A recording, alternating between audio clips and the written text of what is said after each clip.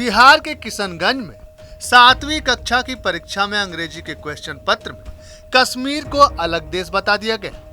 Paper viral होने के बाद मामले ने तूल पकड़ लिया।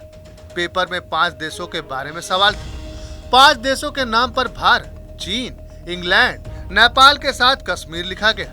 मुद्दे पर राजनीति बढ़ जाने के बाद राज्य के शिक्षा मंत्री चंद्रशेखर ने जांच के आदेश देते हुए कहा कि जो भी दोषी पाया जाएगा उस पर कार्रवाई की जाएगी। साथ ही स्कूलों में साप्ताहिक अवकाश के मुद्दे पर उन्होंने कहा कि सभी स्कूलों में रविवार को ही साप्ताहिक छुट्टी होगी। अच्छा, ठीक है। ये जो गलती जिसने भी अधिकारी की है, बड़े से बड़े अधिकारी हों, ये चूक हो चाहे जो हो, ये चूक नहीं माना जाएगा, उस पर कार्रवाई होगी। जांच हो रही है, डीएम साहब से लगातार संपर्क में है। डीएम साहब को कह दिया गया जांच करके अविलंब प्रतिवेदन देने के लिए। पूरे बिहार में एक कानून, एक नियम चलेगा। क्या चलेगा? ये शुक्रवार भाई, मैं जो चल रहा है छुट्टी का दिन वो चलेगा। संडे जो चल रहा है वही चलेगा। में भी कुछ इलाके पाए गए फ्राइडे को बंद हो जाएगा। अरे भैया, मैं कह रहा हूँ जो कानून संपूर्ण देश में चल रहा है संडे का वही चलेगा।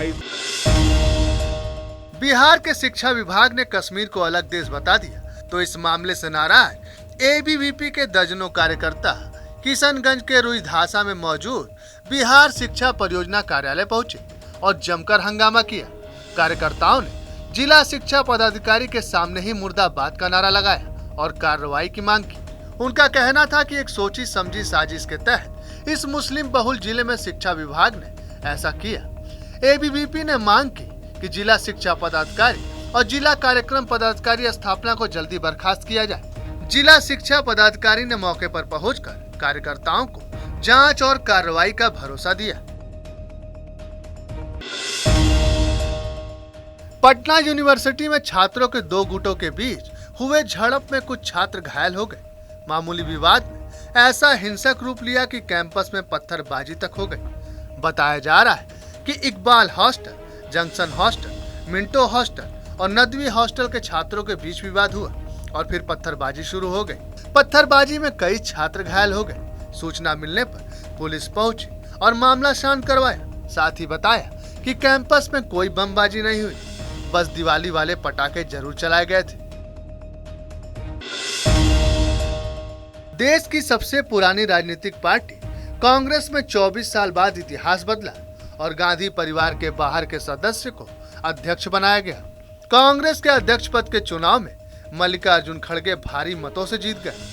80 साल के खड़गे ने शशि थरूर को वोटों के बड़े अंतर से हराया। खड़गे को 7,897 वोट मिले, जबकि थरूर को महज 1,072 वोट ही मिले। 416 वोट अमान्य करार दिए गए और कुल 9,385 वोट पड़े थे।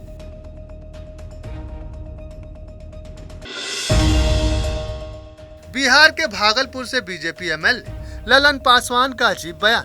कहा, मुसलमान सरस्वती की पूजा नहीं करते तो क्या वो पढ़े लिखे नहीं होते, और अमेरिका में हनुमान जी की पूजा नहीं होती तो क्या वो सुपर पावर नहीं है। मानो तो देव नहीं तो पत्थर। ठीक है, लोग जब तक मान रहे हैं ना कि आत्मा परमात्मा, जब तक माने तभी तक इसके चक्कर में, जब मानना छोड़ देंगे उनके अंदर जो बौद्धिक उनकी जो क्षमता बढ़ेगी, जब वो मान्यता के बजाय अपने तर्क शक्ति से जब जोड़ेंगे किसी को तर्क के कसौटी पर, जब उनकी सोच वैज्ञानिक होगी, जब उनकी सोच सामाजिक होगी, तो खुद आपके तरह, संजीव भाई की तरह, हमारी तरह वही बदलेंगे। मैं एक बात बताना चाहता हूँ, अब मान्यता है कि सरस्वती विद्या की देवी है। अब मुसलमान भाई सरस्वती की पूजा नहीं करते, क्या वो विद्वान नहीं होते, वो IAS IPS नहीं होते?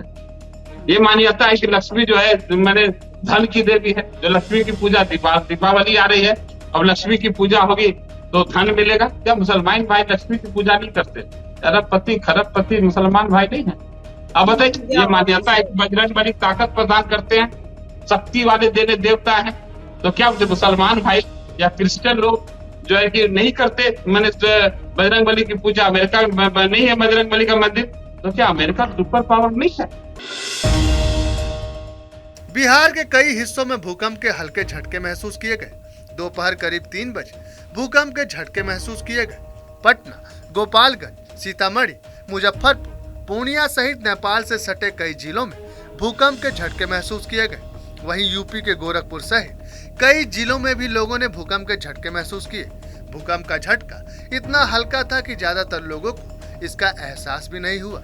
इसकी तीव्रता रिएक्टर स्केल पर 5.4 पाई गई। नेशनल सेंटर फॉर सिस्मोलॉजी के हिसाब से भूकंप का केंद्र नेपाल काठमांडू से 66 किलोमीटर पूर्व में था। यही वजह है कि पटना में हल्की जबकि नेपाल से सटे जिलों में थोड़ा तेज झटका महसूस किया गया। मंगलवार को मुंगेर के सदर अस्पताल में मुंगेर के सांसद ललन सिंह के लापता होने का पोस्टर चिपका दिया गया। इस पोस्टर में लिखा गया कि मुंगेर के सांसद को ढूंढने वालों को 2 लाख रुपए का इनाम दिया जाएगा। ये पोस्टर एनसीपी श्रमिक प्रकोष्ठ के प्रदेश अध्यक्ष सह मुंगेर के पूर्व सांसद प्रत्याशी संजय केसरी ने लगाया है। उन्होंने सदर अस्पताल के अलावा कई और जगहों पर पोस्टर लगाकर ललन सिंह का विरोध किया।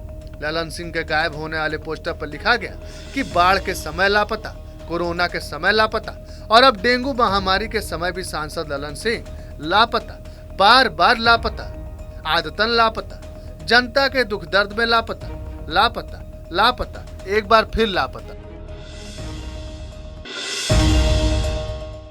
बिहार की राजधानी पटना में थाने से महज 100 मीटर की दूरी पर एलजेपी नेता को गोलियों से भून दिया गया। एलजेपी नेता धीरज कुमार शर्मा जिस वक्त अपनी गाड़ी में सवार हो रहे थे, उसी वक्त बाइक सवार अपराधियों ने उन्हें गोलियों से भून डाला। गाड़ी पर 12 गोलियों के निशान है। दूसरी तरफ नालंदा हरनौत के मुखिया को गोलियों से छलनी कर मौत के घाट उतार दिया गया। घटना पटना के अटल पथ के पास हुई, जहां पर बाइक सवार अपराधियों ने मुखिया पर गोलियों की बौछार कर दी।